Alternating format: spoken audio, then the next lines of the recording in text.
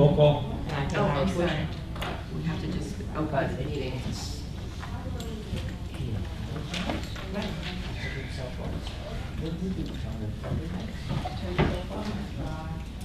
This is the Freeholder meeting of September 11th, 2019. The time is 6:08 p.m.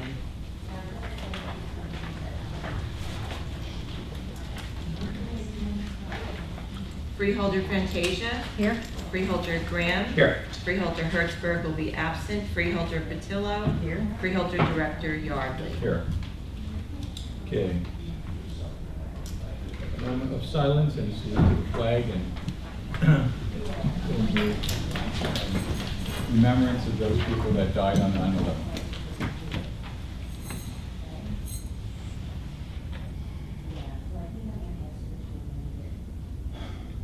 I pledge allegiance to the flag of the United States of America and to the republic for which it stands, one nation, under God, indivisible, with liberty and justice for all.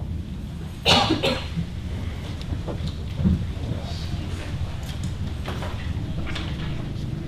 going to do the reflection of 9/11 read by Freeholder Patillo when we get to come out of executive session. Public statement. Pursuant to the Open Public Meetings Act, Chapter 231, Public Laws 1975, adequate notice as defined by Section 3D of Chapter 231, Public Law 1975, has been made by regular mail, such notice being submitted on September 4th, 2019, from the Administrative Center of the County of Sussex, located at 1 Spring Street, Newton, New Jersey, to the following: New Jersey Herald, New Jersey Sunday Herald, Star Ledger, WSUS Radio, WNNJ Radio, and is also posted on the bulletin board maintaining the Administrative Center for Public Announcements, and has been submitted to the Sussex County Clerk in compliance with said act. Okay. Mr. Director, before the motion is called for the approval of the agenda, I would just ask if the board would consider adding an item under the executive session entitled Grievances, CWA 1032 and PBA 378, so that I can report on that in closed session. Okay. Need a motion for that? So moved. Second. All in favor? Aye. Okay. We can do that. Thank you. Please note, members of the public who video record this meeting have designated seating in the back of the room. In accordance with our video recording policy, a copy of the policy available at the entrance to the meeting room. Tonight, we will reduce the public session comment from 5 minutes to 3 minutes. Okay, approval of the agenda. The clerk has requested agenda August 14 minutes be carried to September 25th. Do I have a motion to approve the agenda? So moved. Second. All in favor? Aye. Okay, executive session.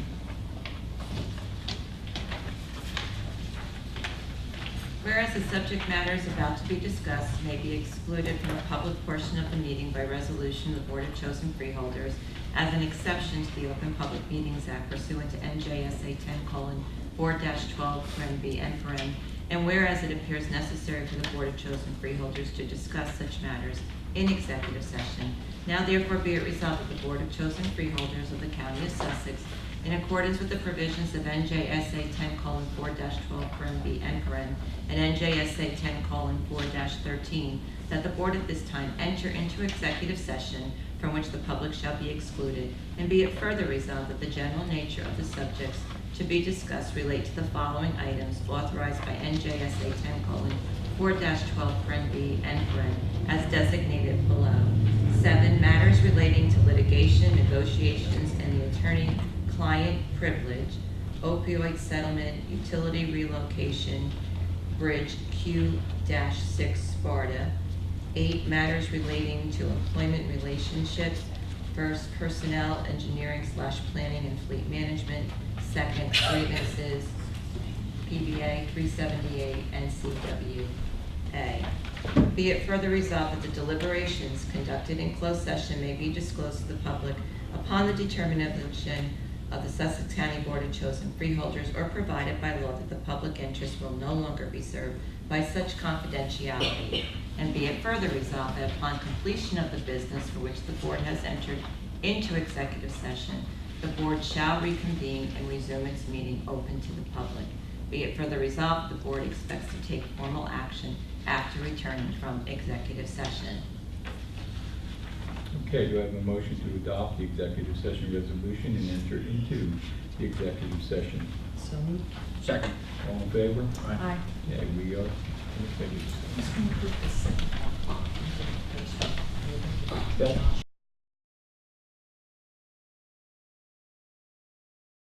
Executive session and return to the regular business section. Motion? Second. All in favor? Aye. Yeah. We're back in regular session. I have a couple of things to read. I'm going to read a couple items and then we're going to have a reflection of 911 read by Freeholders Priscilla. So, but you have to make a couple announcements.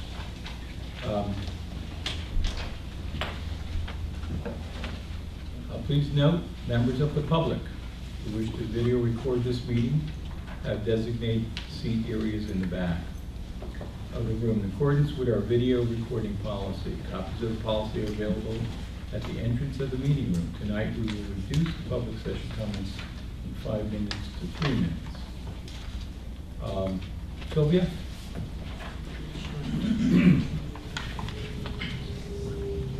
A reflection of 9/11.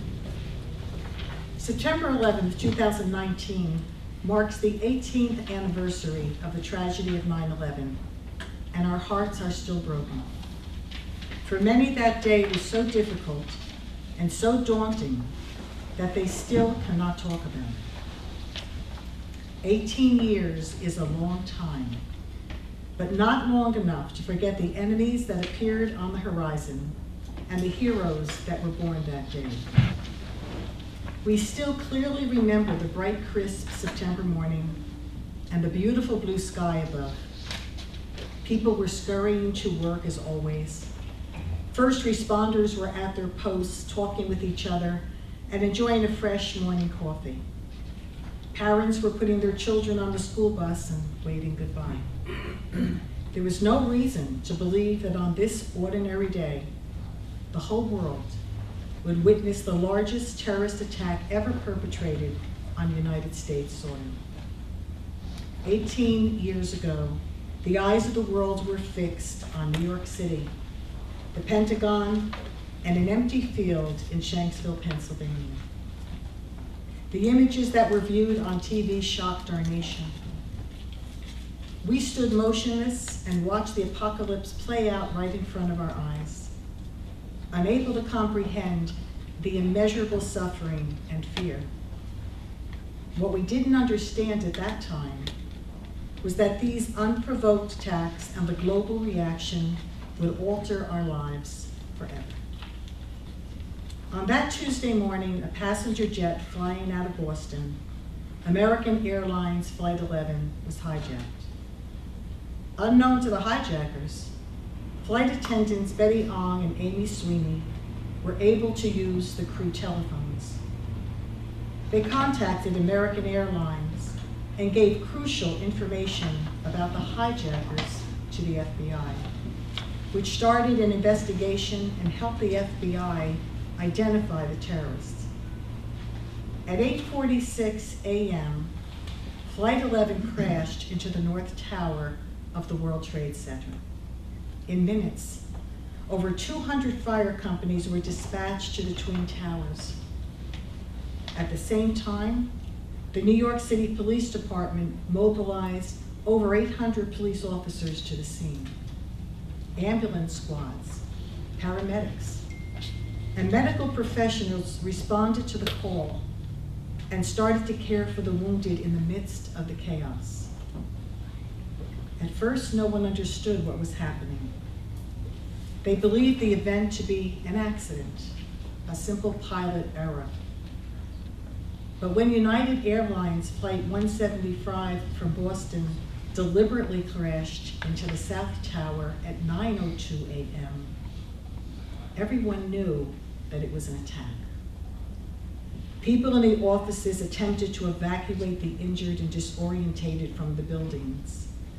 There was a tremendous determination to help each other survive, even though they knew they were risking their own lives. So many heroes. While office workers were trying to find a way out of the burning structures, first responders were running in, hoping to rescue those who could not help themselves. The air was so black that many couldn't see where they were going. One survivor said that she began to pray and heard a voice telling her to clap her hands. The firefighters heard her clapping, were able to walk toward the sound, and pulled her out of the rubble. Unfortunately, the attacks were not over.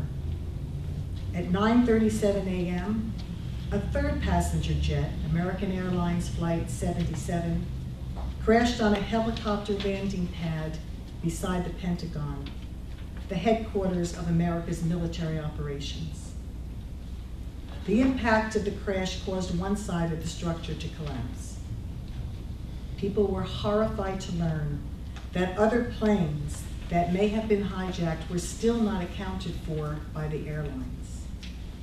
Soon, loved ones of passengers on United Airlines Flight 93 began receiving phone calls that their plane had been hijacked. Tom Burnett told his wife over the phone that he was putting a plan together. Other passengers on board, Mark Bingham and Jeremy Glick and Todd Beamer, were part of that plan as well. The passengers voted to fight back. These four men led the charge with Beamer's last words: "You ready? Okay, let's roll." Flight 93 crashed into an empty field in Shanksville, Pennsylvania at 10:03 a.m. Flight 93 had been targeted for either the United States Capitol building or the White House. As the day evolved, the images were so surreal, the loss so intensely heartbreaking that people could not comprehend it. The whole world witnessed the heroic actions of the first responders that answered the call that morning. And a new understanding and respect emerged from the ashes for those who made the ultimate sacrifice in the line of duty.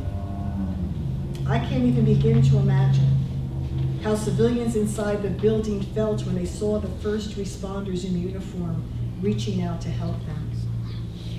I have heard many personal accounts of what happened that day. One account was from a woman named Anne, who was in the North Tower during the attacks. Anne wanted her story to be told so people would understand the many acts of kindness and heroism that took place that morning. After the plane crashed into the North Tower, Anne was trapped in her office with other employees. They were terrified because of all the structural damage and debris around them. The room was dark, it was hard to breathe, and they couldn't find a way out. She could hear police and firefighters near her office. They made their way up the stairs and started to break through walls to reach the people stranded on her floor. There was water all over, and they were forced to crawl through blockages and small openings in order to access the stairwells. The firemen stayed with her group and carefully watched over them so no one would be left behind. Everyone was in shock and confused. But the first responders never faltered. They remained focused and were very kind under immense pressure. Anne described the firemen as brave and compassionate. When people became weary, the firemen carried them and continually reassured the group that everything would be okay. Finally, they made it to the stairwells. And when Anne turned around to thank the firemen, they were gone. The firefighters, who she referred to as her guardian angels, brought her to safety and then turned around and rushed to the back upper floors to rescue others. She didn't know if they ever made it out of the building alive. With tears in her eyes, she said she would never forget them. Their strength and determination to save her life gave her hope and calmed her fears. Their presence and reassuring words enabled her to fight, squeeze through walls, and run downstairs out of the burning building before it collapsed. Indeed, 9/11 showed the world the heart of America. The heroism of civilians and first responders bewildered our enemies and left the rest of the world in awe. We saw the worst of humanity and the best of humanity all at one time. Hatred and love stood against each other and fought for victory. Love won and conquered all. 18 years later, we remember the lives that were destroyed and the dreams that were shattered. We remember that America, the land of the free and the home of the brave, was severely wounded. But we must also remember that we did not stand alone. People from around the world wept with us, then bowed their heads and prayed for us. That is the image that offers hope for all humanity and enables us to continue to strive for peace. May God bless the United States of America. We will never forget. Thank you. Thank you, sir. I would ask everybody if we could please stand. We did salute the flag earlier, but I would ask all of you just for a moment of silence for all of the people that perished on 9/11, for all of the firemen, emergency responders, and members of the public that just helped. We could do that for one couple seconds. Appreciate that.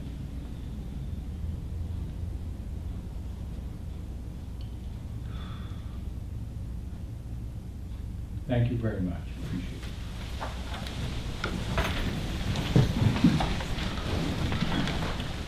Okay, we're going to move along. We have a proclamation, certificates of presentation. Christine Florio, recognition as graduate of Community Transportation Association of America, Emerging Leaders Class. Did I do that right? Did we get that right? Good.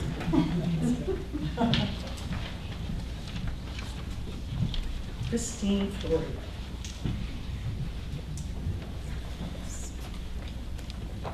Amazing young lady. Christine is not only the Division Director for Transit, but also for Community and for Youth Services, and this is quite an honor and an award, and we just want to congratulate you tonight.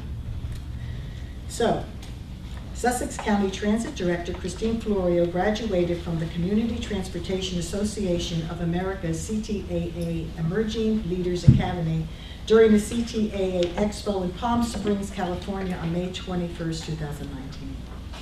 Each student is assigned a major project as part of the requirements for graduating from the academy. Christine's project demonstrated the value of community transportation by utilizing data and analysis from a Sussex County Guide and Ride customer survey that had recently been conducted. The customer survey provided a great opportunity to increase efficiencies in the Sussex County transportation system and improve overall customer service.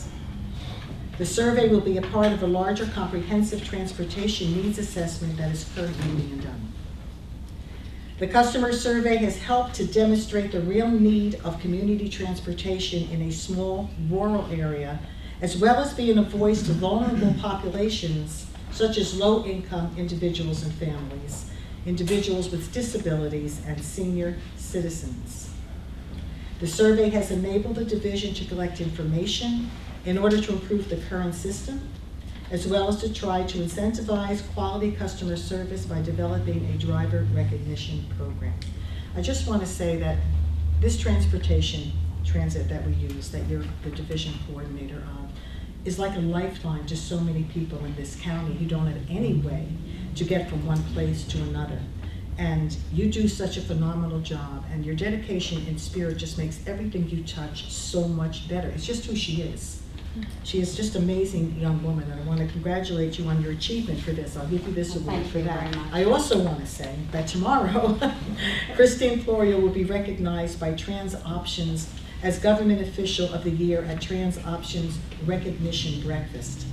And this is really important. Each year, Trans Options honors a select group of companies and individuals who have made outstanding contributions by supporting transportation, safety, and environmental programs in Northwest New Jersey.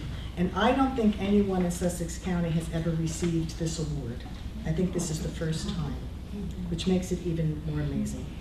This year, Transit Options selected Sussex County Transit Director Christine Florio as the Government Official of the Year. Christine will be receiving the award during the Trans Options Recognition Breakfast tomorrow at the Meadowwood in Randolph. And Sussex County appreciates Christine's dedication and commitment toward improving the lives of our most vulnerable residents. Her passion for helping the community is commendable. The Freeholder Board would like to thank Christine for being a tireless advocate for better transportation options in Sussex County. And we do thank you very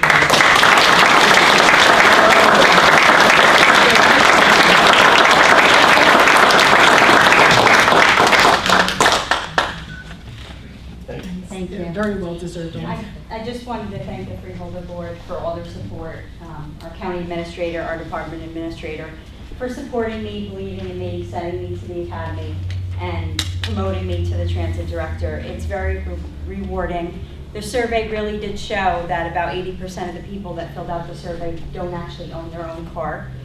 About 80 or 90% said that they rely heavily on our transit system. And we had about 95% or even a little higher of very high customer service feedback. So it's an exceptional system, and thank you for all your support and providing the service for our county. So thank you. Thank you.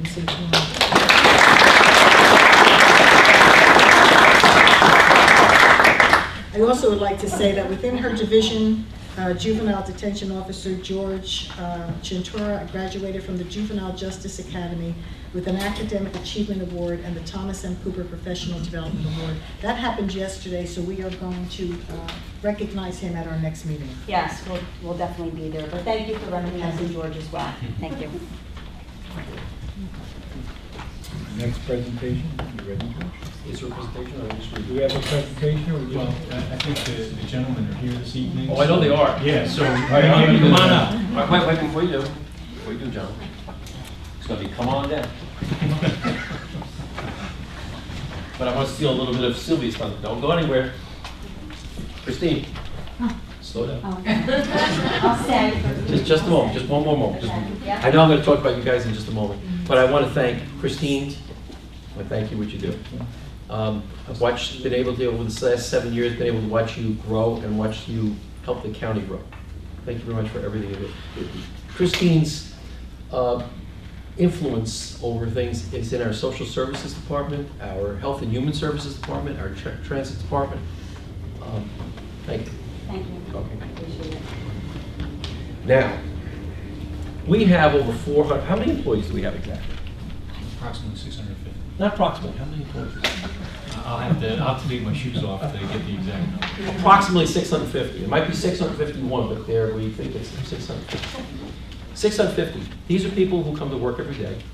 These are people who, their sole purpose is to take care of us in one way or the other. I'm going to talk about 3 distinguished gentlemen right now who have advanced their careers at the same time are advancing what they do for us. Scott House, Director of Division of Public Works. I'm going to have to ask you to come up. Jason Swartz is the Assistant to the Director of Division of Public Works. And Bob Pierce. Bob wore a long sleeve shirt. Knowing your job, doing your job properly is important, but what's really important is knowing how to do it correctly and doing it to the best practices and the best of your ability. Scott has been an employee for 19 and a half years with the county. Jason has been 17 and a half years with the county. Everybody's in a half year thing. Everybody must have started at the beginning of the year. And Bob has been here for 11 and a half years. They all have now gained their Certified Public Works Management certificates. They must be graduates of the Rutgers University Certified Public Works program.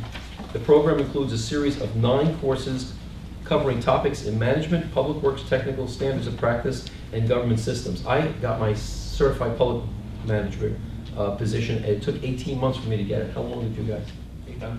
18 months. That's a lot of time. It's a lot of their own time. Successfully passed the state certified public works management exam with a grade of 80% or better. 80%?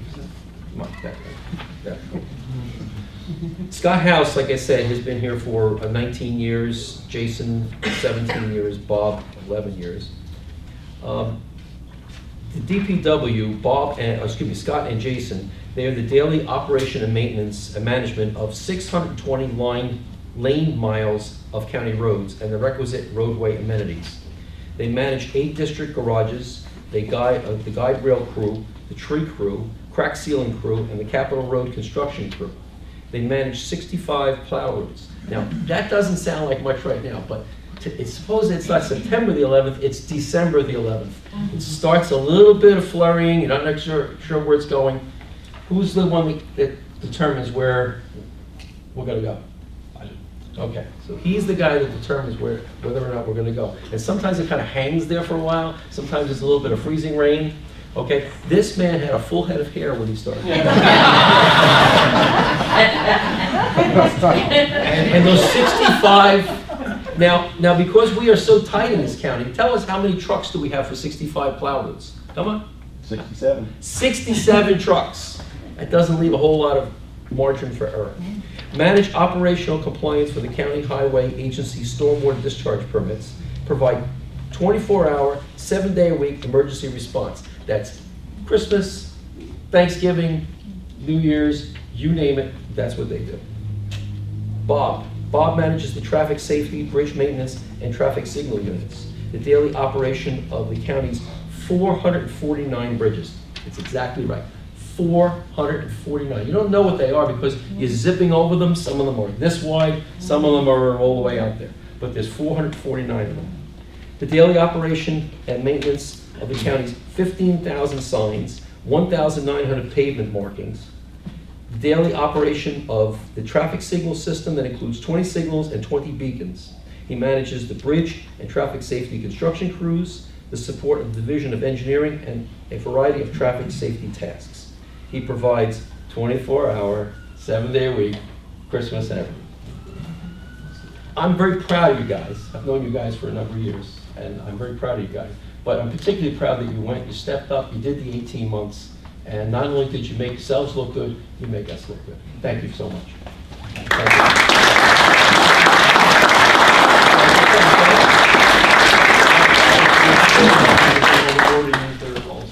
Well, before you do that, talk a little bit about one of those nights when things didn't look so good and you had 65 trucks out there.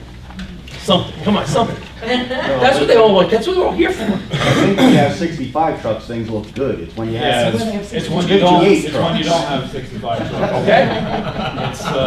It's making that decision to pull a truck from another division or another district garage, to make sure that each district is spread out evenly, not heavily in one area. And what about that difference between a little bit of freezing rain and some snow? That's another big difference. Freezing rain, we like to try to get a jump on things. It's sometimes a tough call whether to bring them in now, wait a little while. Usually the freezing rain, we like to just get the guys in. It's just not worth the safety of the men and the trucks. So We have a very strong policy about keeping our roads as clean as possible in all these conditions, which is not always a very economical situation because it costs a lot of money. When Carl was here, he would read off every one of our snow events, I guess that's the word you use, events, and how much they cost. And it was astounding. One event could cost us $200,000, $300,000, $400,000. Touch on a little bit on what you do, just a little bit. Me? Yeah. Well, Scott's right-hand man. When he's out, I have to make the shots, but I still inform him if there's any important things that go on. I actually am pretty proactive in the wintertime. Scott makes the final decisions, but I watch the weather very heavily. I'll be talking about snowstorms only 10 days out, and I'll be like, Jay, shut up. But that's the business we're in. We usually don't ever get caught that we don't know a storm is coming. The worst is if we don't have enough you know, equipment, but Or we salt. make it work. I remember times when we were cutting it. Yeah. We have a lot of activity in the beginning of the season, and then the season just doesn't want to end, and then we find out that salt isn't available. Well, we're actually implementing some new technology. We're getting like computerized sanders now built into the trucks that go with the ground speed of the truck. So we're actually putting down the right pounds per mile during snowstorms instead of like over applying. I mean, you can over apply, but in the newer trucks, it costs a couple more dollars, but in the long run, you're saving, you know, sometimes, you know, say you're using 4 buckets of snowstorm, you might use 2.5 now. So, you know, that extra $3,000 we might spend now for the computerized sander could save you tens of thousands over the lifetime of the truck, was 15 years. So, a little investment now. We wish we kept the trucks only 15 years. We know that a lot of trucks are older. 20, 25. And Bob, tell us the difference between having 449 bridges and 448. It's a lot to keep How do you up keep them with. all up? Yeah, how do you keep them all Well- from doing what they are inclined to do? I have basically 5 bridge guys, so it's almost 100 bridges per guy. So it's a lot to keep track of. And what does that mean? Does that mean that they get down underneath and inspect it, or are they Uh, maintaining it? What are we doing here? We do a routine maintenance check of every structure each year and generates work lists, guide rail repairs, sign repairs, just off the bridges. You know, and they're not on county roads, they're on municipal roads as well. We don't take care of any bridges on the state roads, but everything else is ours. Well, again, thank you very much. I was very impressed with you guys before I got here. I'm more impressed since I've been here. Thank you very much.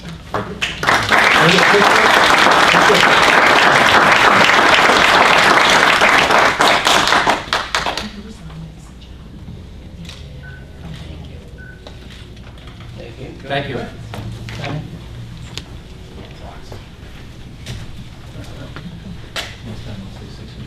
Okay. No public hearings. Public session from the floor. Comments are limited to 3 minutes or less and must only address issues regarding agenda items. Please state your name and print your name and municipality on the sign-in sheet, and you must sign in to speak. Okay. I'd like to have a motion to open the floor for public comment. Have a second. All in favor? Aye. Okay, the floor is open for comment on items that are on the agenda. Does anyone wish to speak for any item that's on the agenda?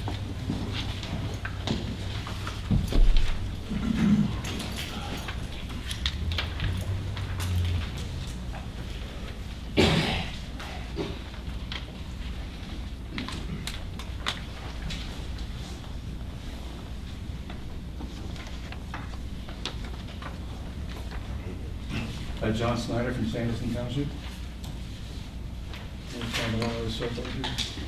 Okay, it's resolution R on page 6. Authorizing professional service agreement with Princeton Hydro LLC for invasive plant management services at Sussex Bridge, D07, Franklin Viaduct, and Franklin Barrows, for estimated amount of $85,000. And that's to kill weeds? No. What was the invasive plant that we're talking about here? I don't think that's the, you can explain that, but I don't think it's actually.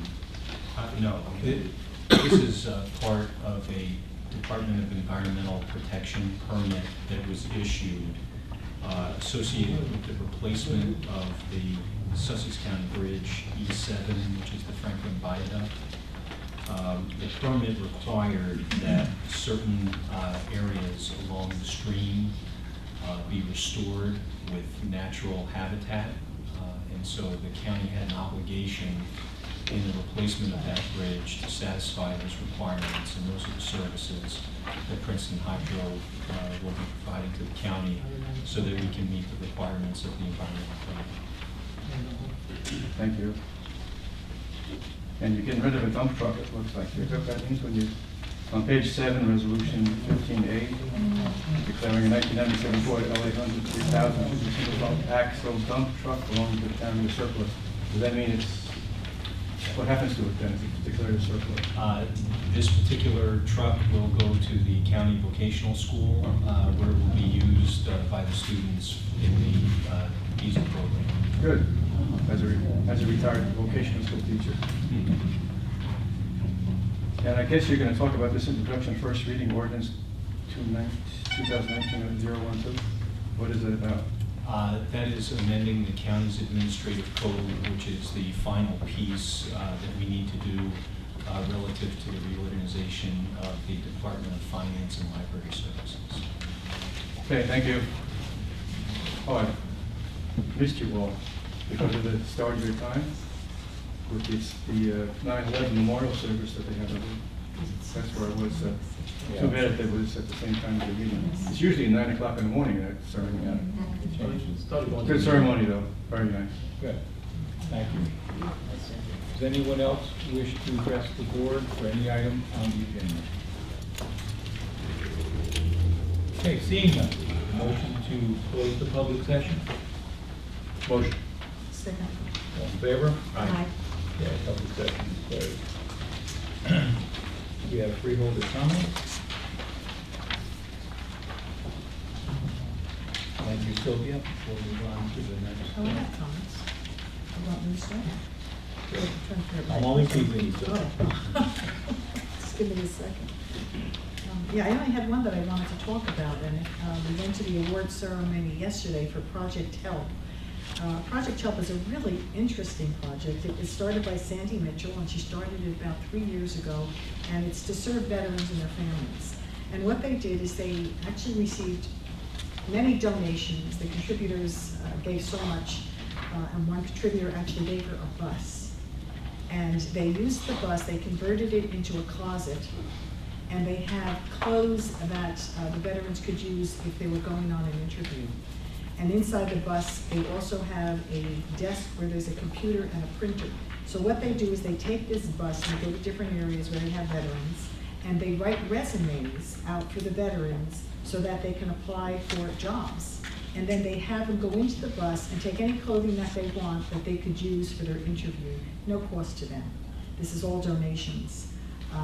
And it was just a very exciting time to be there yesterday, a lot of celebration that they got the bus on the road and it's all converted and it's ready to go. And it's amazing to me, and I have to say this all the time, that in Sussex County there are so many people that come up with so many great ideas for some of our seniors or from some of our disability population, and oftentimes for our veterans. So although maybe the state or the federal government is not doing their job, and what I think should be to support them, you can make sure that Sussex County is doing as much as they can to make sure that they have jobs, food, homes, and everything that they need. So I just want to give kudos to Sandy, to all the contributors, and everything that they're doing with Project Help. Thank you. That's it. Dawn? To begin, I know Sylvia prepared that really wonderful presentation regarding 9/11, but I'd be remiss to not just make a short comment. Since been named the Day of Remembrance, it was sobering today for me. I'm also a principal of a middle school in Bergen County, and realizing that my students were not alive during 9/11 and had no recollection. And the students in our K-12 district that were alive at the time were just being born, and they're seniors in high school now. So I just want to stress the importance for our generations to always teach the importance of that day to our children. And I remember the feeling of September 12th and the unity and the respect specifically for our first responders and our law enforcement. Each year we take our students, and this year was no exception, took my students to bring flowers to the police department, to visit the fire department, to lay flowers on memorials. And I hope that that's a tradition that continues all across the country, and that we remember the respect for our first responders and the sacrifices that they made that day. So as far as updates for my committees and whatnot, First, I'll give you a brief rundown of my 5 liaison towns. I was able to attend Hamburg Day on August 18th, and it was fun. They had a petting zoo, lots of food, free hot dogs. They were a free food one. And they actually had the helicopter fly in, and all different kinds of, what is that thing called where the fire trailer is there, where they have the thing that, puts up the smokehouse, yes. They had that. I mean, it was definitely focused on community services and things that they provide to their communities, and it was very well attended. It was beautiful weather that day. Then on the 7th was Ogdensburg Day, and that was interesting. Ogdensburg crowned for the first time, instead of a young lady that's a princess, they crowned Mr. and Mrs. of Ogdensburg, a senior citizen couple who I've known for years, George and Pat Sabrin, and there's really great pictures that are up for that. And they had fireworks that they shot off for the first time from the mine, so that was nice. Then I was able to head over to the Vernon Street Fair, which was also on the 7th. That was much better weather this year, a little bit larger of an event, a lot of vendors there, and that was really a beautiful day.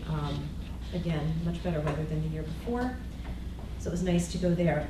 The Fall Festival is going to be held in Hardiston for Hardiston Day on Saturday, September 21st from 12 to 4 at Wheatsworth. And then also the Franklin Carnival will run again this fall, 4 days, September 26th to 29th down at the Franklin Pond Park. They're having fireworks Friday night and Saturday night. So I think that it was very nice of my liaison towns to do everything within 1 month of each other to make it convenient for me. But so there's a lot going on in that section of the county. Also, by way of Project Help the Mobile Closet, on Saturday, August 31st, I was able to go help them steam the clothes, label them for sizes, hang them up, and they're continually replenishing. So as the veterans take the clothes, they're asking for donations as well. So you can go to the Project Help Facebook page, and if you have any business appropriate attire, male and female, doesn't matter what sizes, all, the whole spectrum, please contact them, and they're consistently taking rolling donations to replenish the clothes. By way of the Sheriff's Department, nothing new to report other than we know, the process of moving the inmates to Morris County and doing the transition has been going according to schedule. So the sheriff had no further update on that for me today. The Arts and Heritage Council, on August 17th, I was very happy to be invited to present the Senior Citizen Art Awards. We have some amazing artists here, and their best work was selected. They'll be competing against all the other counties. So the best works were identified. They were educated by professional artists, and I'll keep you posted as to when that happens at the state level for our senior citizens.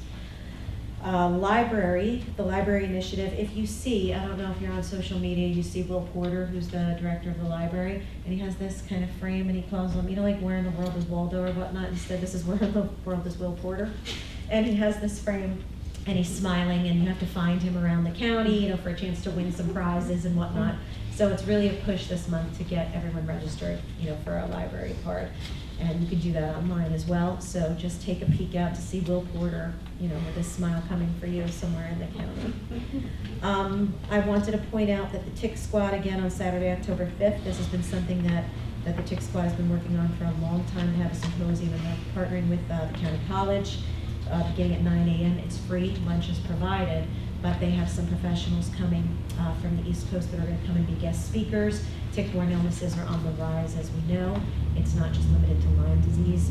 So if anybody's interested in that, knows anybody that's affected by it or interested in prevention, I suggest that you register for that.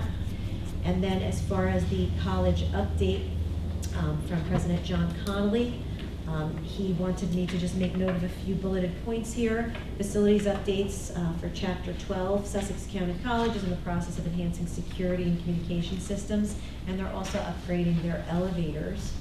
As far as automotive updates, the McGuire location hosted a successful automotive-related community event in the month of August. They had a car and bike show with dirty water hot dogs. That's also a trend in the county, right? The hot dogs. Tire Tuesdays, 9 to 11, you can come in and get your tires checked. There's now work-study students who are working in the automotive area. Also, they hosted their first car show there. And the Newton High School robotics team worked with the automotive program to create an entry for the Power Wheels Racing Series. So it's nice to see one of the public high schools partner with the college there. There's a welding update. Partnership with R.S. Phillips Steel this past spring has opened up employment opportunities with R.S. Phillips Steel. Culinary updates. There's a new culinary arts certificate for students who do not want to get their full associates there at the school. They're also working with the Food Shed Alliance local share for short-term use of the college's refrigeration space, which is located behind Building E, for product distribution in the county. There's a machine tool update. The first certificate class is complete, the students have graduated, and all who demonstrated proficiency were hired full-time at Thor Labs. So I think that that's very important to note. There's an optics update. Optics classes are on the schedule. Thor Labs optics employees will be with adjunct instructors. And last, there's an agriculture update. Erin Collins presented at the New Jersey State Fair the fundamentals of organic gardening, and she was invited by the Rutgers Cooperative Extension Master Gardeners. So there's a lot going on at the college, as you can see. We talk about broadening the offerings there, and I think it's wonderful that we can see that directly exiting from there, entering the workforce, skilled labor. I think that's great. So that's what I have. Thank you. George? I had a good opportunity to talk about my liaison, which is the engineering, and but I did notice that Sylvia has this big, thick amount of stuff from Health and Human Services, and it gives me a chance to say one little paragraph, and then I'm going to yield some time so that Sylvia can finish off what she needed to say. I was very honored to be the liaison to Health and Human Services for a number of years. And working with Carol Navert has been absolutely one of the best things that's happened to me over the years.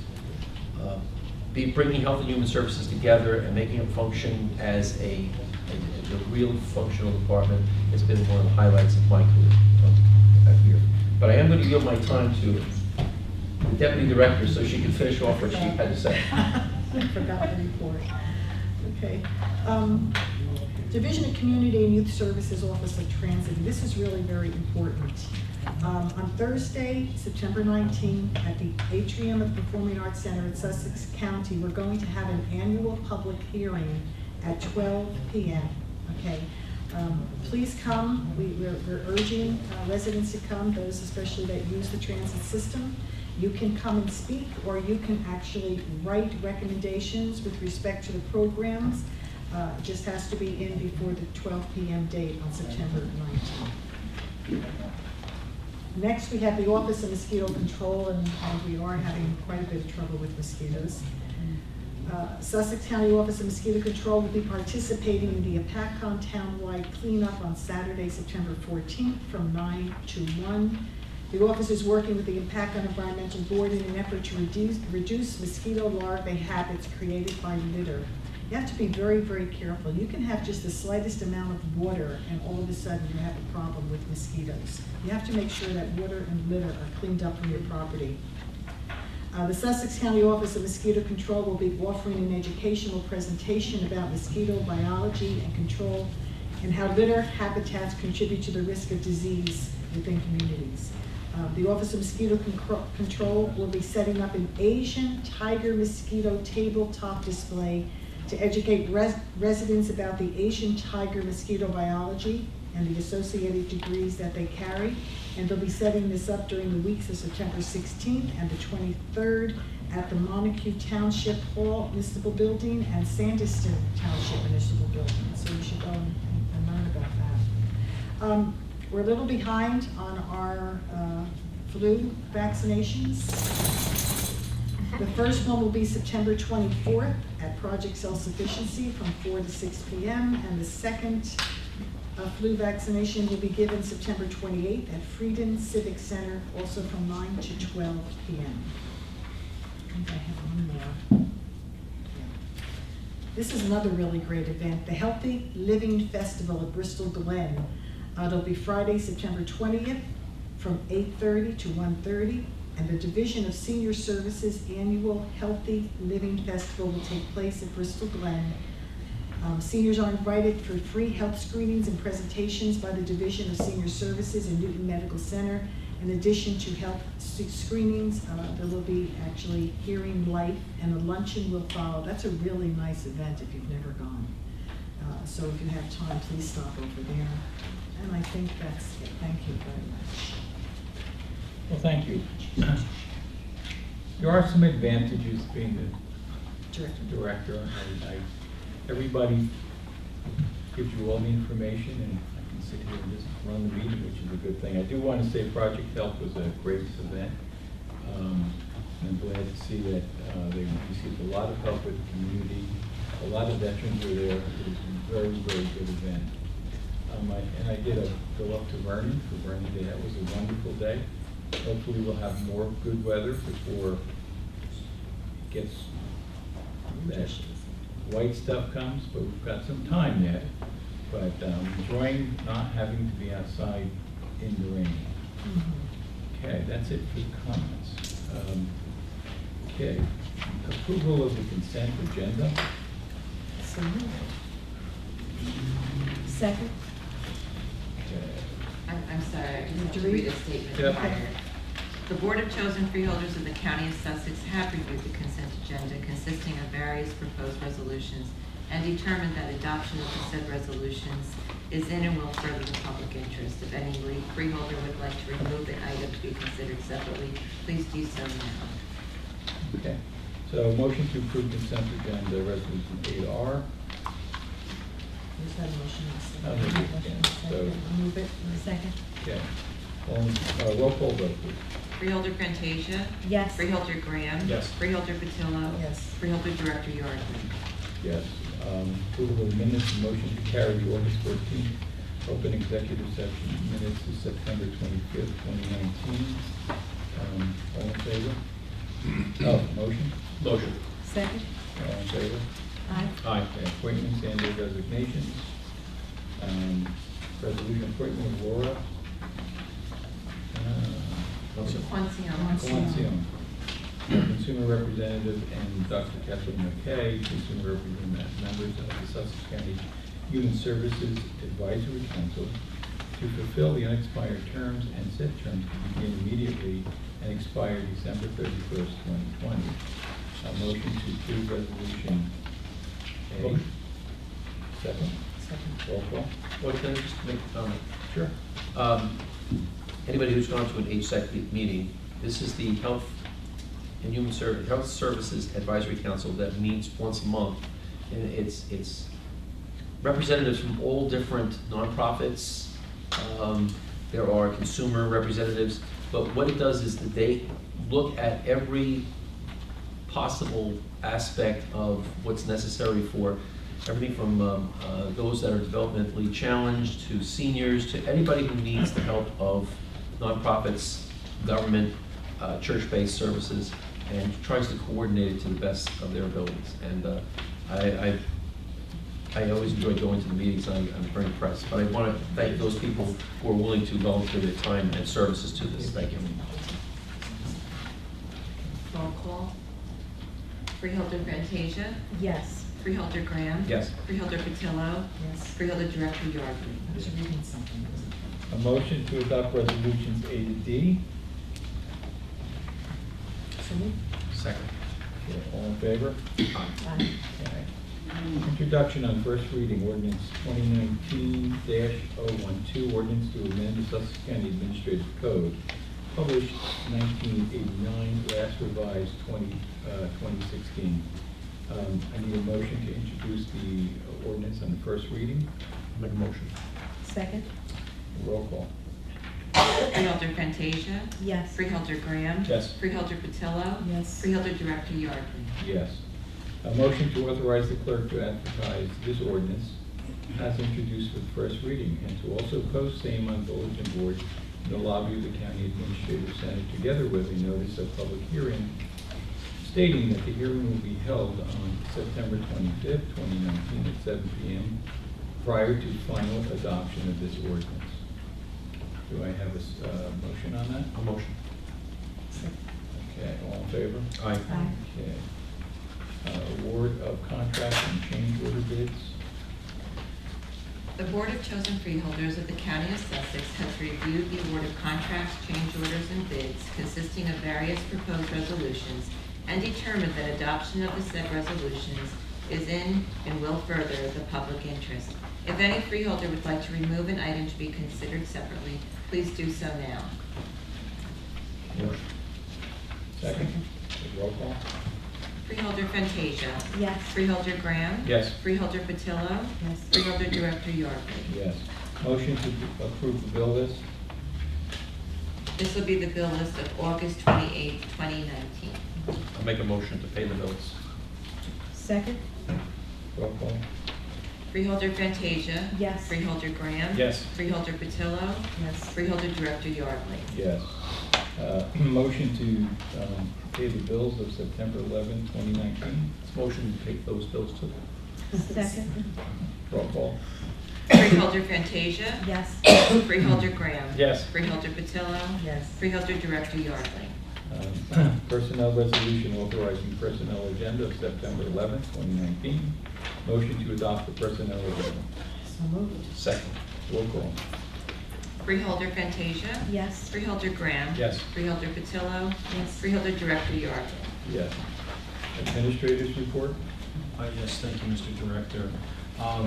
As Freeholder Fantasia had mentioned, and I'm glad that she did, about Where's Will, the library director.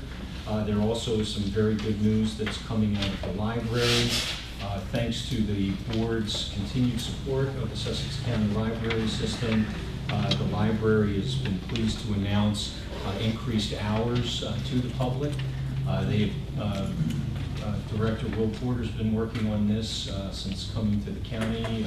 It's about not quite 2 years, or maybe just about 2 years now.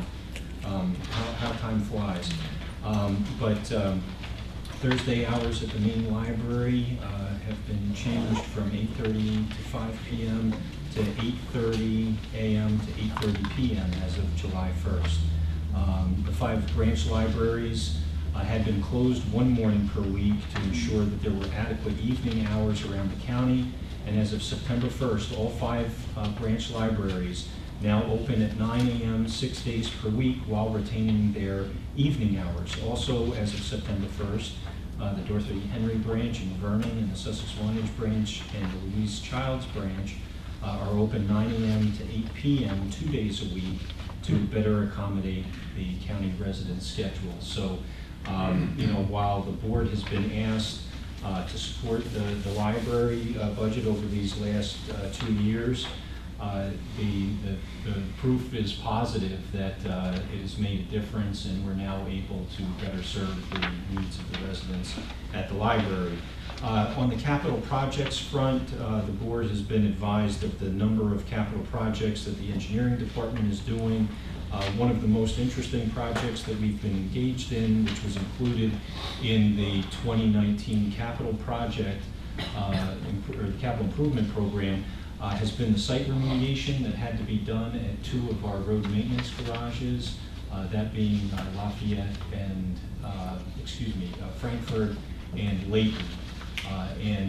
If you've had the opportunity to see some of the pictures that I've sent across in my operational report, you can see the tremendous amount of work that's being done and moving the county towards compliance over decades of environmental issues that have taken place, and we're remediating those sites one at a time. So that concludes my report. Thank you. County Council report. Yes, just briefly, I want to publicly or acknowledge on the public record that this board has received a resolution from the County Community College Board of Trustees. That resolution requests action from us with respect to a specific board member, and the action is to remove that board member according to the statutory procedure. Now, the statutory procedure for removal has several requirements, including a requirement for cause, a requirement for charges, a requirement for notice, hearings and adjudication, and it's very specific in terms of what proofs are necessary to remove an appointed or a public official from office. I do want to emphasize that it is a statutory and a legal procedure. It needs to be done in terms of information, in terms of due diligence by this board. And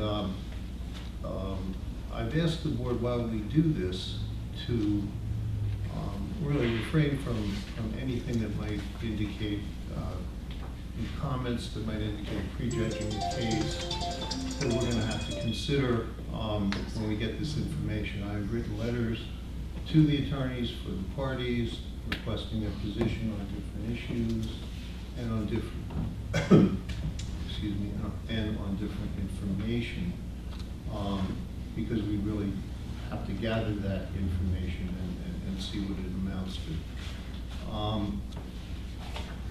So that's where we are, and we will see what happens, and we will see where this takes us. And I thank you for being cautious with this Thank you. at this moment. That's all I have. Unfinished business, I don't see any new business, Public session from the floor. Everyone is asked to keep their comments to 3 minutes. Please state your name and print your name and municipality on the sign-in sheet, and you must sign in to speak. Okay, a motion to open the floor for public comment. Second? All in favor? Aye. Floor is open to the public. Anyone wishing to address the board, please step forward.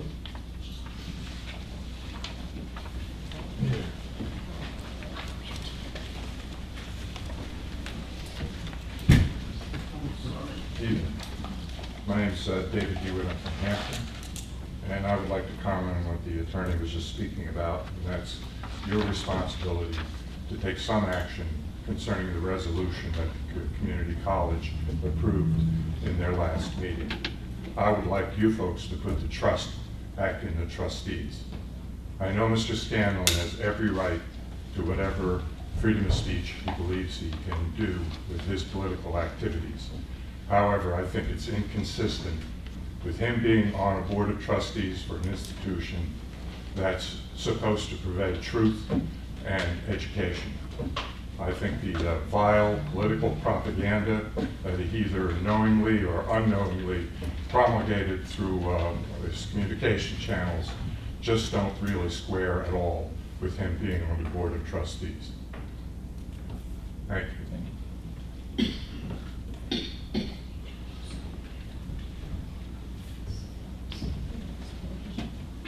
Anyone else wish to address the board?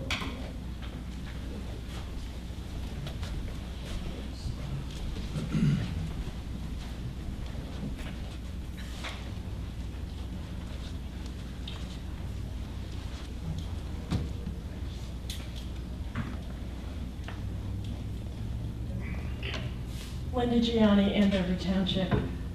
First, on the library, it's great to hear that you've expanded the hours.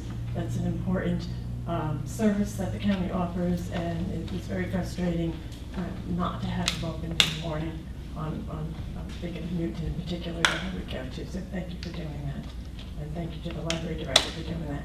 Regarding Jerry Scanlon, I'm glad you brought something up, because I'm sitting here fuming because the county college made a recommendation and nothing was said. So it's nice to have the update. I do urge you to work as expeditiously as possible to have him removed. Thank you.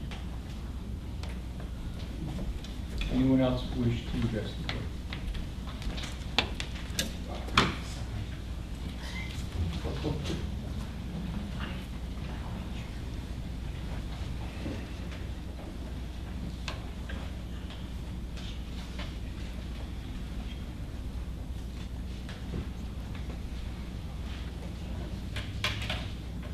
Hi, Suzanne Kimball from Newton.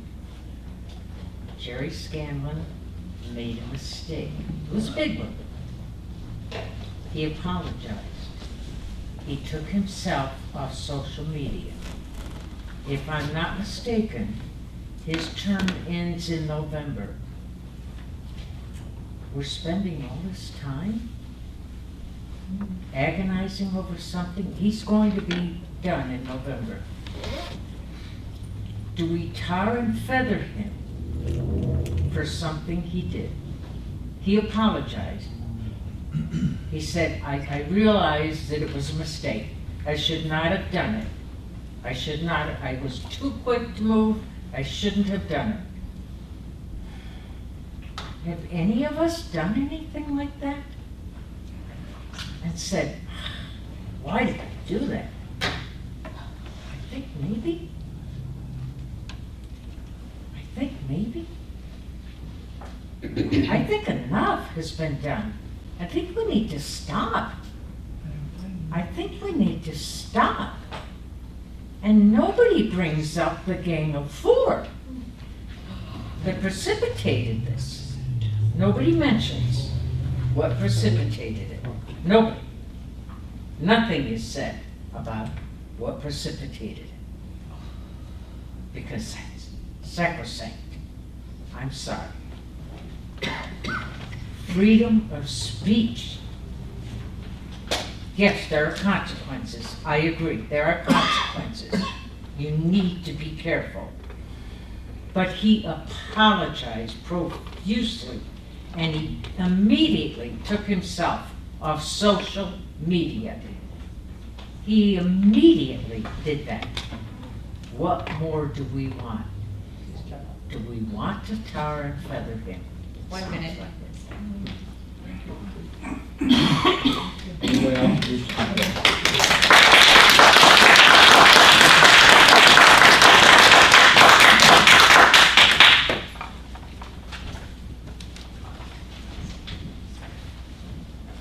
I'd just like to stand in support of Chairman Excuse me, Scanlon. sir. Can you please Oh, state William your J. name? Hayden, Frankfurt.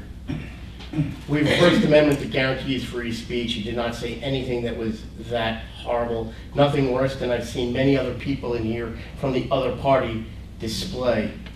Where does it end if we do not allow the free speech? The founders were chased and hung for their free speech, which is why we have the First Amendment.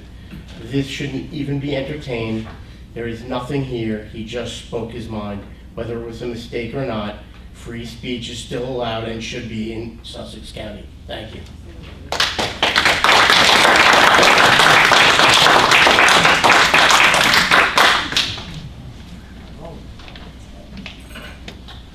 I'm Jacqueline Julian. I'm from Sparta. I like to explain things to my teenage grandchildren. How do I explain the squad's behavior and verbal rantings and explain Scanlon getting fired for it? We should be after them. What they did and what they said was unforgivable. And it should not be accepted. There should be a code of ethics at Congress, not just in Sussex County. I feel sorry for the man. I said keep him on. Thank you.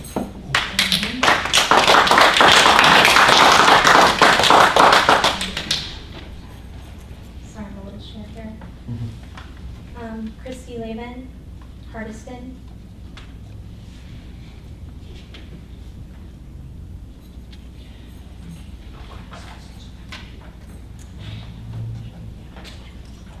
Thank you for the opportunity to speak. In August, I attended the Sussex County Community College Board of Trustees meeting that called for the sole purpose of discussing the future of Jerry Scanlon's role as a trustee in the wake of the hateful social media posts that he shared. At the meeting, the trustees did share with the public the process, the meetings, the communications that they had with Mr. Scanlon regarding the issue at hand. They obtained legal counsel to ensure that they were conducting the matter fairly and in an equitable manner. They did spend time speaking with us, the public, to ensure transparency. And they did pass the resolution that you referenced, asking this board to remove him from the Board of Trustees. As an alumni myself, which is why I was invested in the issue, and a resident of Sussex County, I do not know what more this freeholder board needs from the trustees and members of the community in order to follow the recommendation. If a teacher or guidance counselor in Sussex County shared the content that degraded women or threatened the extinction of a religion or sought to humiliate someone's sexual orientation, they would be removed from that position immediately. The content does not need to be investigated to be deemed inappropriate and worthy of his removal from the Board of Trustees, in my opinion. This is not about censorship or being politically correct, nor is it about politics. It's about having a standard of decency when you're in a position of authority or leadership where youth are involved. Sussex County Community College and its students are worthy of appropriate leadership that reflects respect and inclusion of all races, gender, and points of view, that are void of hateful and defamatory speech. The resolution asking for Mr. Scanlon's removal reflects that. If we let Mr. Scanlon's actions go without recourse, what message does that send to those who might take action towards women and all the other groups targeted in his tweets? It sends the message that it's okay to commit acts of hate because there is no consequence. Your actions will show the county where you stand, and I sincerely hope that you take a stand for our county and remove Mr. Scanlon from the Board of Trustees. Thank you for your time.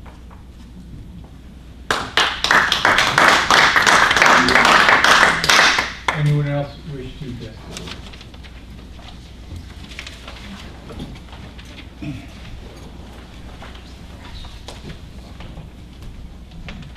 Hello, my name is Lindsay Campbell. I'm from Stanhope. I am a marketing manager by trade, and there are a couple of things that have been said tonight that I take issue with. First of all, this was not an isolated mistake on Mr. Scanlon's part. This was a pattern of behavior. There were multiple things shared that definitely should not have been. It wasn't a single errant click of the post button. This was a pattern. If I, in my capacity, at my day job, consistently shared material without carefully reading it first, I would absolutely be fired, and rightfully so. That is a meaningful indication of poor judgment, and I hope that this board agrees. Politics aside, he, by his own admission, has consistently shared things that he did not read carefully, and that is not a sign of good judgment. So I hope that that amount of common sense knows no party. Thank you.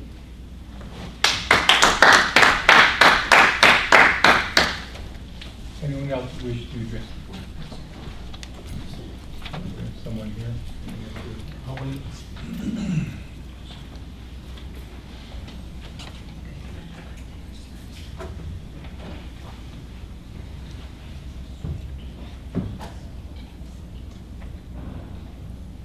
Kathy Brennan. I'm from Hampton Township. I've been a resident of the county for close to 35 years now, and I'm also a part-time student at the college. I've been taking classes at the college part-time since I'm retired, and it's wonderful there. It's great. And my concern is the Scanlon issue and how it is affecting the county. Luckily, we were very lucky that the college realized that this was a terrible issue, and they did issue the statement to you. And I think now it's upon you to do something about this. We cannot allow something like this, such hate, to go on in this county. If you do not do something about this terrible hate speech, which does not just involve 4 women, it involves many, many different types of things.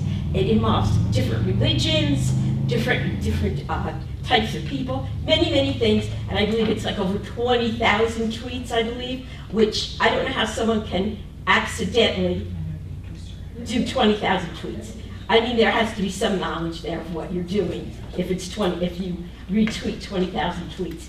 Even if they're not yours, you're responsible for them. Yes, of course we have freedom of speech, we have consequences. If you are a trustee on a college board, there are consequences for your actions, and I believe that you should follow through with the trustees' suggestion and that you should remove him from that board. I realize his term is up at the end of October, and if this is a stall tactic, I don't really think that's a good idea. Something needs to be said so that you are not condoning his actions. If you just let it go, then I feel that the county is going to be said to be a racist county. Thank you.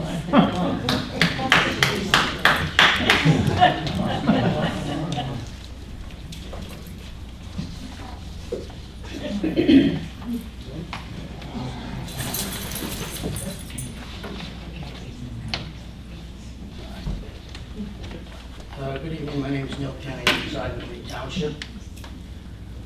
Mr. Pope, you missed all the fireworks last time. And I see Mr. Hertzberg isn't here to follow the after-action report. I want to commend the board, those who were present, the last time that what would I say, it's the same circus, but it's just different clowns. That's what happens with this scenario. The way you held your composure and the way you think. I'm not a Republican or Democrat, I'm just a citizen who lives here. Also somebody who served this country. I believe in free speech, I believe in the Constitution.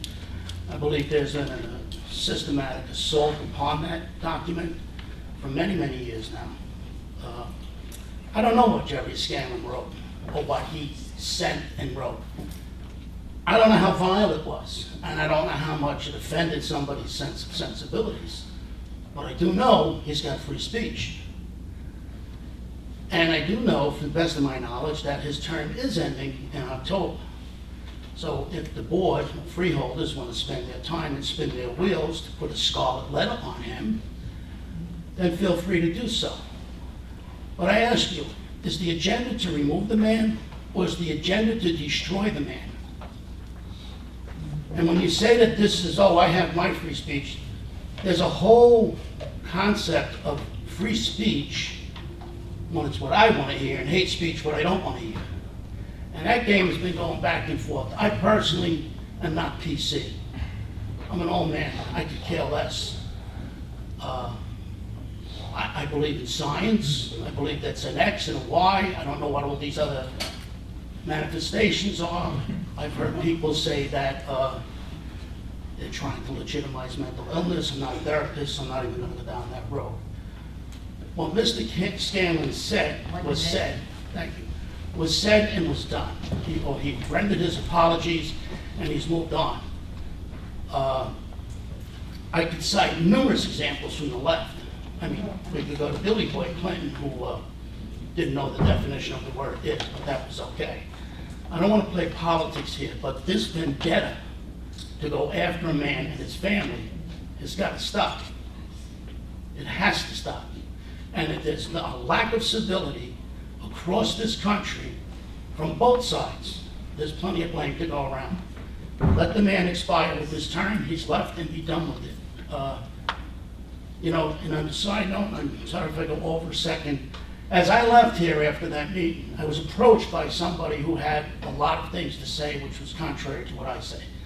And it questioned if the hat I was wearing, if I actually served in the military, and I was wearing that hat, which was said K-Son veteran. And I said, I wouldn't wear the hat if I wasn't there. And he said, oh, I feel really sorry for you. I don't need anybody's pity for a decision I made at 18. I live with the decisions I made at 18. Okay? Mr. Scanlon will live with the decision he made. Enough is enough. Because push comes to shove, it's going to get ugly. Thank you.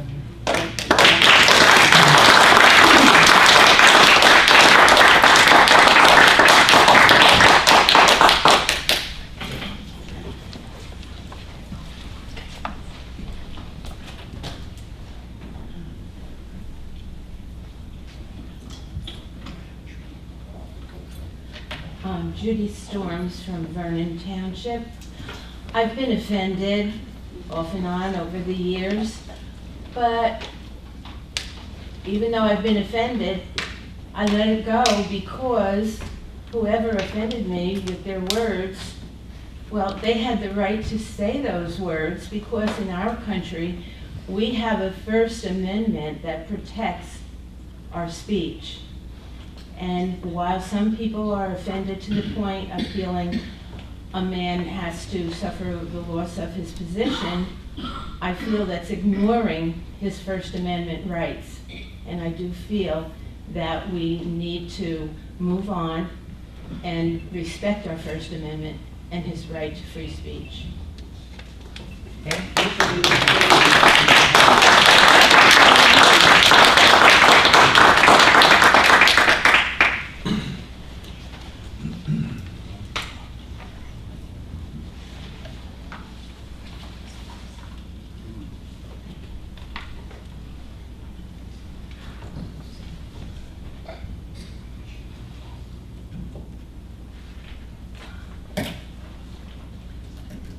It's a PACON. I want to thank you for your interest of the Board of Chosen Freeholders as shown in the PACON infrastructure and development projects.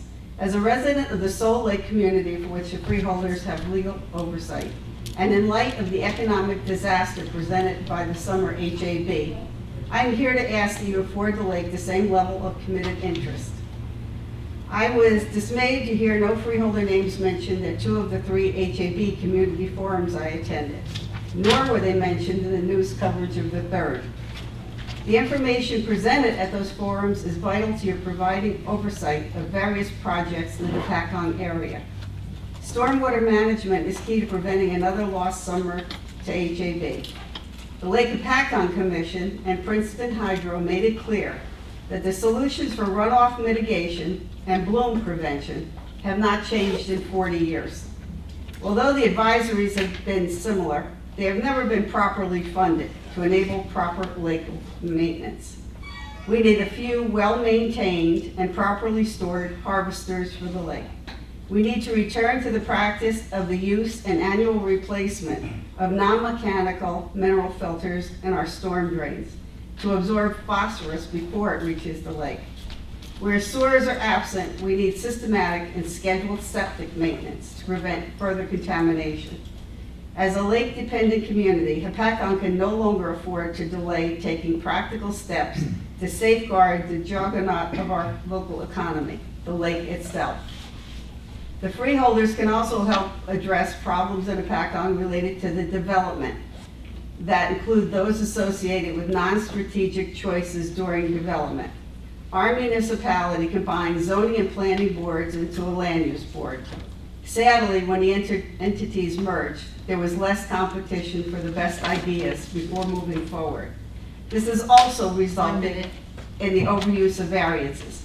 For example, the new condos erected by the River Styx Bridge, many variances were issued for the condos with very little thought given to the lake.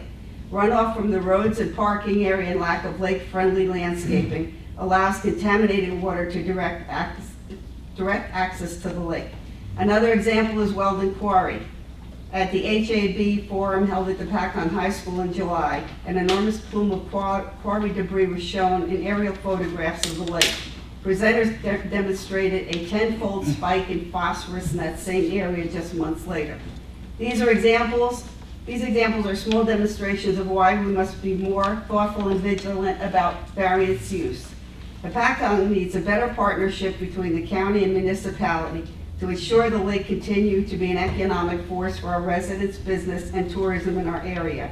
I urge you to conduct economic studies that compare 2018 versus 2019 to determine the economic impact of HAB and use this information to pressure Trenton to help share the cost of mitigation planning for the lake. Because when we fail the lake, we force the lake to fail us. Thank you.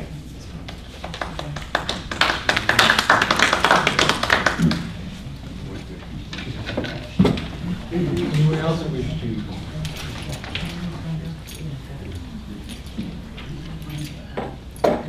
Sign again? Please. Sign again? Go ahead. John Snyder, Sanderston. I didn't know much about this issue with Mr. Scanlon.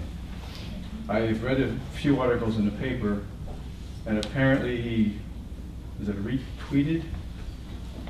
I'm not on that, so I don't exactly know what that is, but I'm trying to read and find out, well, what was the content of these things? And I read the articles, it's never in there. It kind of hints that he said something has to do with the squad, that I know.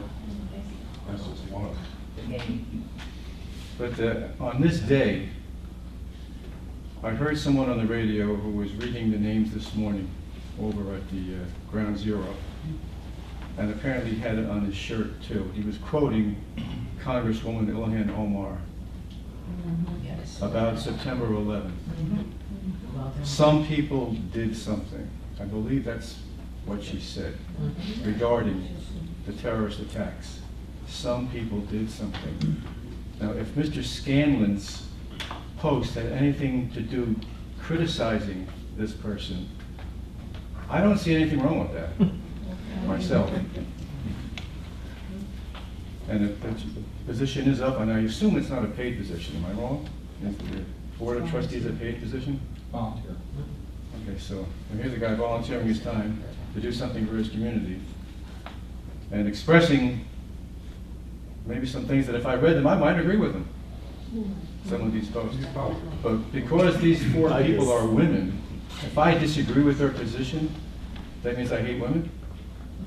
My daughters would be surprised, my granddaughter would be surprised. But it's sad that if you criticize someone, that means you don't like the race or the religion, or in this case, their gender. Thank you.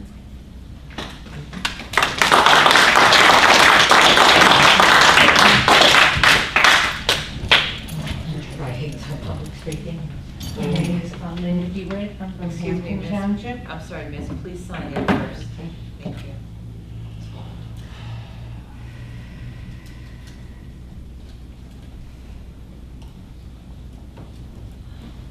I too agree that we do have freedom of speech, but what he did wasn't freedom of speech, it was vile. It was bigotry, it was hatred, he said things that I can't repeat. If you'd like to repeat them, he called people names, he called women horrible names. What he did, anybody would be fired for, a teacher, a professor. Anybody working with students would be fired if they said what he said. The Board of Trustees at Sussex County Community College already agreed with that. They couldn't put up with what this man has said. So all of you people that think it's okay for an apology, anybody else would have lost their job. And if you let this go, we are a county of hatred. And that is all I have to say.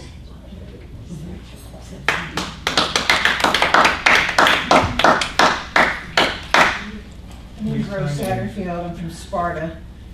And I find these four women he was talking about extremely offensive.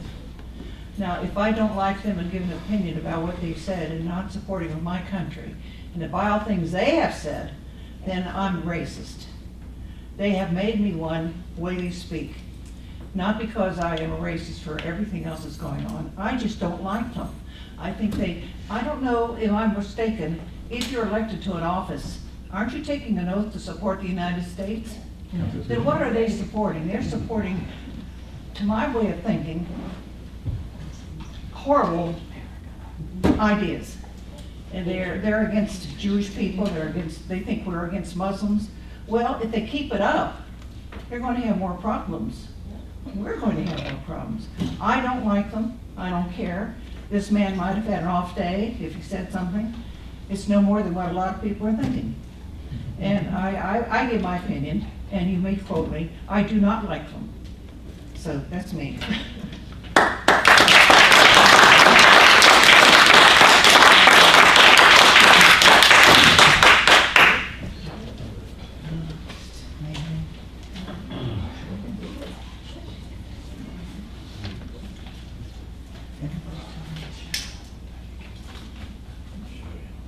Hi, I'm Peter Knight in Frankfurt. I really had not intended to speak tonight, but hearing some things I just felt compelled to.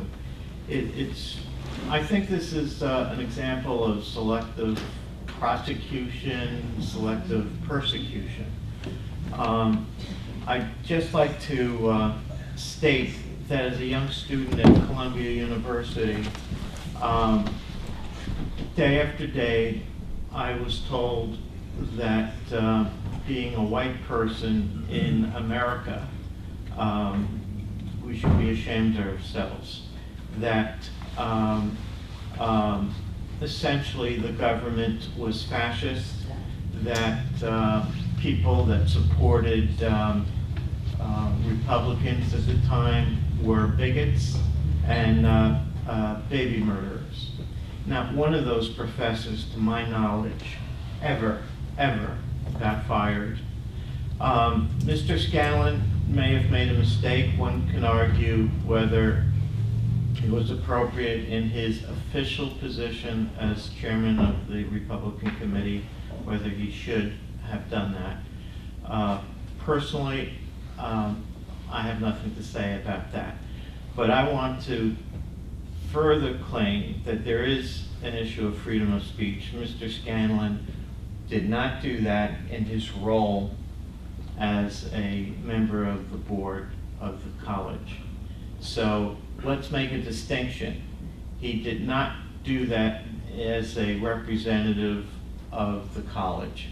I have grandchildren that have come home and told me what their teachers have said about the president separating families.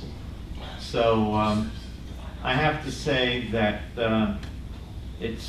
I find extremely hypocritical for those that claim that there's freedom of speech and thoroughly abuse it, and then when their sensitivities are hurt, they go for the guillotine. So again, I find this very selective and highly political. So in a sense, I support allowing Mr. Scanlon to complete his term. Thank you.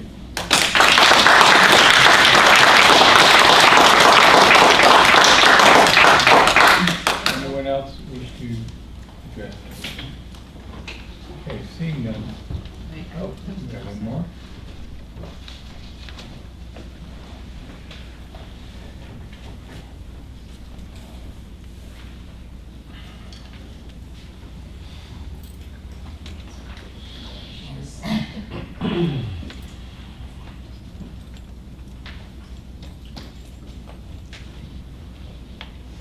Yes, my name is Brian Cameron. I'm from Lodi, New Jersey. And I just got a couple of quotes to say. I have not mischaracterized our relationship with Israel. I have not questioned it. No, I have questioned it, and that has been clear from my very end. Ilhan Omar. I will never apologize for standing up against the oppression and the injustice in Israel or anywhere else. America hate is not new, and it is not sacred. ICE has only become increasingly militarized, brutal, and unaccountable. Israel is an ally of the U.S., and I think as much as you would like to your neighbor, to your friends, to live out the same values as they are here. We want you to make sure that our allies are living out the same values as that we push here. It's all about the Benjamins. And then we have Rashida Tlaib. There's a kind of calming feeling when I think about the Holocaust. And then there's, I think, Presley, and when she says, like, black and brown people, conservatives are not welcome in them, we don't need them in the Democratic Party, and I kind of find that very offensive. And I feel like this, like, when are you conservatives gonna learn? When are you gonna learn that you keep going around here trying to prove how tolerant you are? When has the left ever been intolerant about anything? You conservatives are going to have to meet the left's intolerance with your own intolerance. That's the only way you're going to have to battle these people. Because if you keep giving and keep giving, there's going to be nowhere else to go. And then when you talk about the 7 trustees that voted to take them down, I'm saying no, you need to take them off the board. They got to go. 1 minute. Because when I look into the bylaws of the college, it says that we respect freedom of speech. Now, if they're going to take somebody down for their speech, now that could be a learning opportunity for the students. that can be open up for discussion, to where we're talking about things and whether it's good or bad, open stuff. But when you try to silence somebody and you silence them, then that's an opportunity lost. That's an opportunity lost right there. And I'm saying that you're gonna have to really buck up and try to push back on these people. Because if we lose this country, liberty is gone forever. There's nowhere else to go. This is it. This country goes, the whole country, the whole world goes. People are really gonna have to, I'm telling you, push back against these people. And get rid of those 7 freeholders that voted to take these people down. Thank you.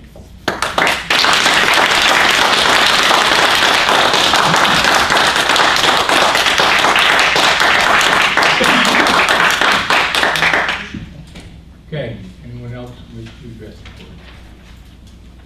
Seeing none, we're going to close the public session. Motion to close the public session. Motion closed. Second? All in favor? Aye. Public session is closed. Please visit the website.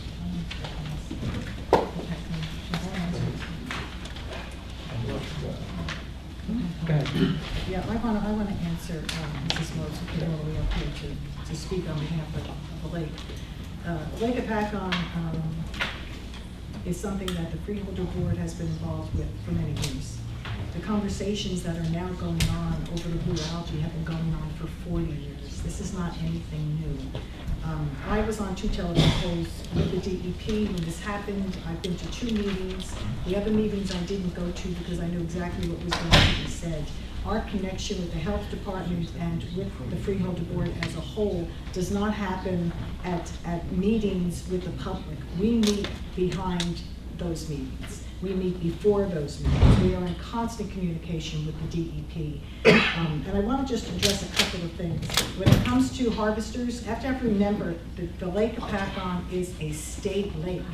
Although there's 4 bordering towns and Sussex County has one side of the West Shore, we do not own that lake and we cannot just do whatever we want. Harvesters were there, they're paid for by the state of New Jersey. They take them and take them other places when necessary. And when they want to give us money to repair them, they do. And when they choose not to give us money, they don't. As far as Crescent Cove, when you're talking about filters, our DEP, our DPW do not have the certifications to go into chambers to change filters. Those filters, especially in Crescent Cove, were put in by the state of New Jersey. It is their responsibility to change those chambers and those filters. The River Stick development was not planned by itself. It was planned in cooperation with the Highlands Council and the Department of Environmental Protection and the state. So the zoning associated with our redevelopment area was approved and combinedly decided and in cooperation with the state of New Jersey. The quarry, again, when that happened with the quarry, the DEP was called. Anything that goes into the lake, the first thing that happens is the state is called because it's a state lake. They were in charge of that. They took way too long to handle that kind of a situation, but it's not a borough responsibility, nor do we have the ability to make those decisions on other people's property. I also want to say with Better Partnership, the Freeholder Board has a tremendous partnership with everybody in Sussex County and with the PACON, as well as Morris County. You know, our sheriff does what he has to do, and our board gives all the help from engineering and from our health department in accordance with what we have the ability to do for the lake. The issue with the blue algae is not new to Lake Apacon. In Crescent Cove, the lake would what the DEP would tell me when I was mayor, would actually purify itself by forming this blue algae. So we would have this blue algae in the Crescent Cove area all the time at the end of the season. It was purging itself, that's what the DEP said. Now it's all over the entire lake. The Mayor Francis has done tremendous investigation, came up with a manner in which a solution to actually solve the problem, wanted to bring that solution to the Department of Environmental Protection, actually had a bid of a company that would come in and aerate the entire cove. They've had success in doing this. He had donations from people on the lake for $30,000 to pay for the bid. DEP refused it. So when you're looking at people that you want to blame, and you keep saying DEP, DEP, DEP, DEP, There's no reason why they shouldn't allow an alternative solution that has been successful and being paid for through donations to see if it works in one small cove in the lake. And if it did work in that cove, they could then move on and work through the rest of the lake. Right now, there is no changes coming from the DEP. They have no solutions. They're not, don't seem to be looking for solutions. And the solutions that were available, they have denied. So it's frustrating. It was frustrating for me as a mayor because I can't control that lake. Constantly down in Trenton, just trying to get measly amount of money to do a halfway decent job with the weed harvesters. PACON actually took those weed harvesters in winter because there wasn't any money, and we fixed them ourselves and got them back on the lake. So the 4 towns work together, continually having meetings. We are available and we offer any of the resources that we have to PACON for the need for that lake, for medical and health information for the residents that were there, and anything that we can do. So I just want to make that clear. Thank you. Okay, any other comments? Okay, I'm just going to make a quick comment on the whole PACON situation. I was on 2 calls, public health 40 years, and I've seen the director in action in Vernon, and heard what they were saying on the phone calls. Unfortunately, this was one of those years that there was not just a blooming PACON, started throughout the state, Pennsylvania, and New York State. It was one of those years that, unfortunately, this happened. The hope is that it doesn't get as bad and starts to get better as time goes on. But if you're looking to the DEP for solutions, you're not going to find it, not from this group anyway. So, that's all I wanted to say on that. And I wanted to thank everybody for coming tonight. I'm going to say God bless all of you, and please remember, thank you very much. Motion for adjournment? Motion. Second. All in favor, aye. Aye.